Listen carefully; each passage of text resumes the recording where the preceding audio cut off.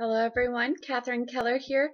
Normally for my Saturday newsletter, I type out what I learned this week, but this week my story, I started typing it. It was a little too long. I felt like it would be better explained through a video.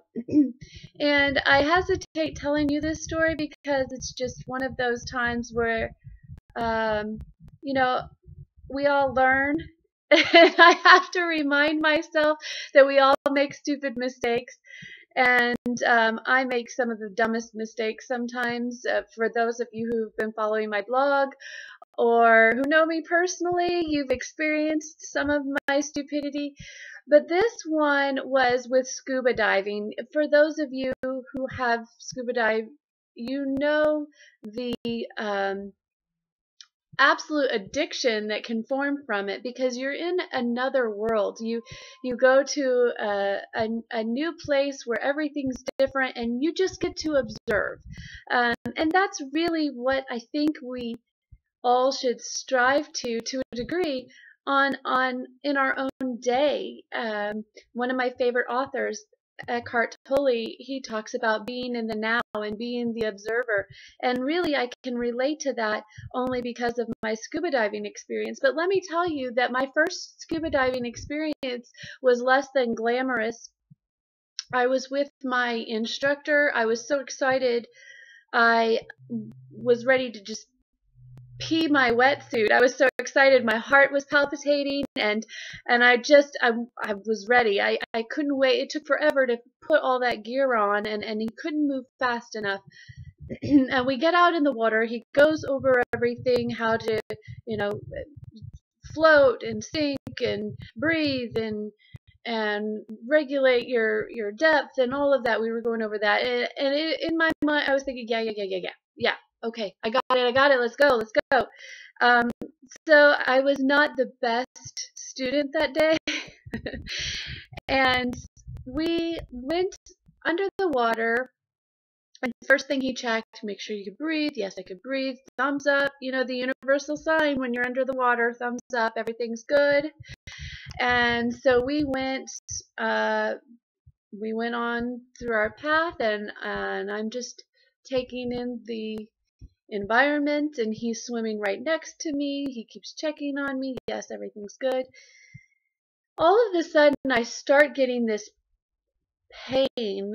It starts dull, a pain in my chest, and I didn't want to ruin this moment, so I'm thinking, all right, it's just a dull pain. Keep going. But by the second, it was getting more and more sharp. It was getting unbearable. I looked over to my instructor, and he could see this fear in my eyes, even through my mask. And he started making this motion,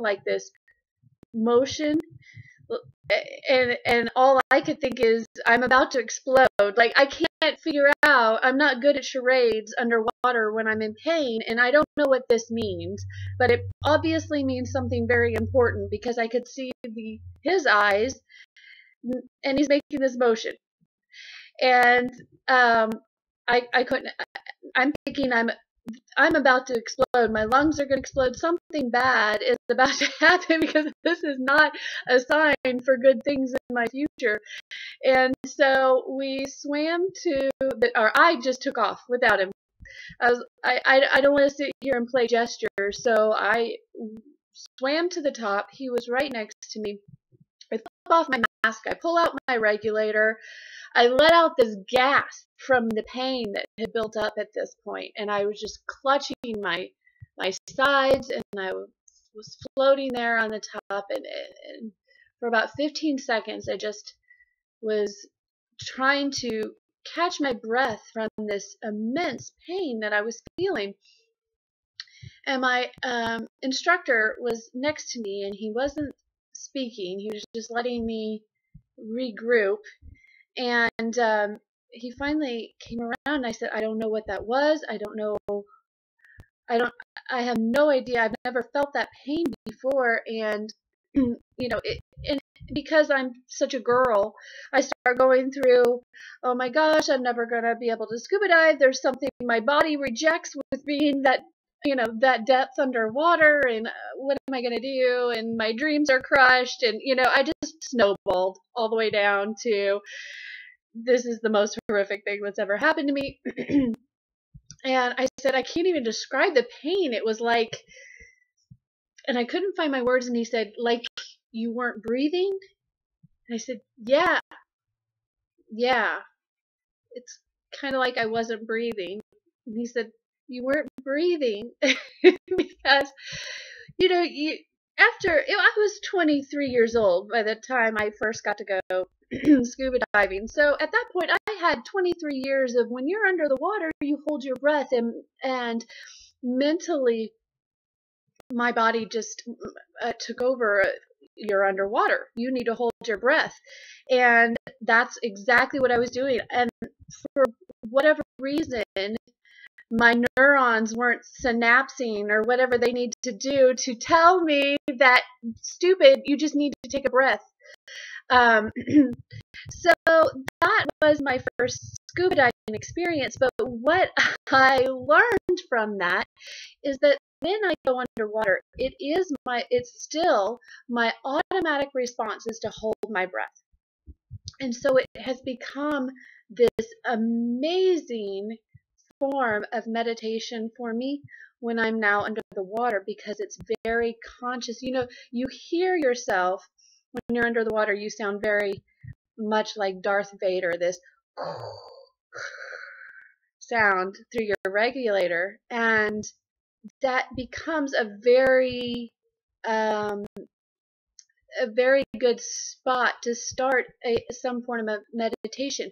You just pay attention to your breathing, and I have to constantly do that. I mean, I'm still observing all the beautiful things around me, but there is a focus on my breathing. And so I really had this great epiphany this week, that when I was trying to meditate, I had all these distractions going on, and voices, and I went back to scuba diving, and I realized that I can go through my day. I can fix breakfast for the kids. I can work on my assignments and have all of that going on the outside, and still focus on the inner breathing, and to feel my lungs being full of air. And sometimes when I'm laying in bed, I almost force myself to make a sound,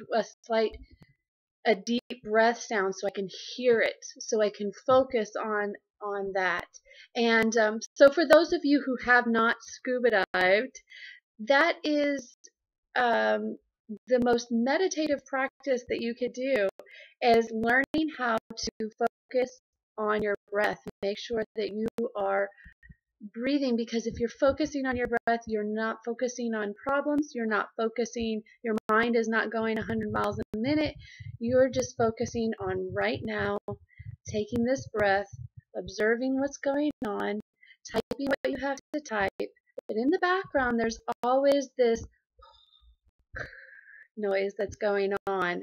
And so ever since I had that epiphany, I'm going to make a confession to you. You guys are going to think I'm crazy if you don't already. But I have this app on my phone. It's a white noise app. And I love listening to sounds of the stream or thunderstorms or things like that. Well, they have this crazy, wonderful upgrade, which is underwater noise.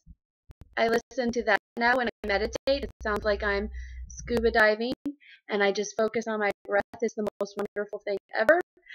So anyway, that is what I learned this week. Well, one of the things, I learn stuff every hour on the hour, it seems like, but I wanted to share that with you, that for those of you who have been scuba diving and you understand what I'm talking about, bring that into your above ground experience, and use that to meditate with. So I'm sorry this video is so long, but I wanted to share that story with you guys because it was such a great epiphany for me, and I can't wait to see you in the next video.